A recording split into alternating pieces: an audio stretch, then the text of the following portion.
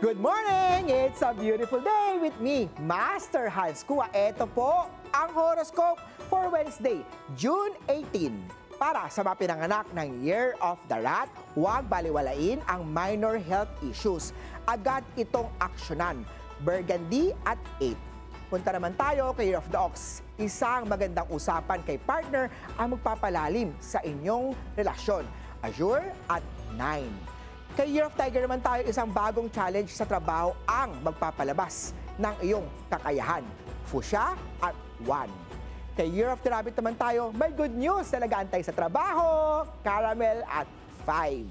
Kay Dragon naman tayo, maging maingat sa mga salitang binibitawan upang maiwasan ang away, gulo o misunderstanding. Copper at 4. Kay Snake naman tayo, bigyan pansin ang mental health. It matters too. Mint at 7. Ito naman, Year of the Horsey. Stay determined dahil malapit nang ma-accomplish ang target mo. Crimson at 2. Kay Year of the Sheep naman tayo, stay hydrated, uminom ng sapat na tubig upang maiwasan ang dehydration. Gray at 3. Sa mga Year of the Monkey, ang isang matamis na sorpresya ay maaaring magpaganda ng mood ni partner. Cyan at 6. Sa mga Year of the Rooster naman, it's a good time to show your skills sa trabaho. Go, go, go! Purple at 8.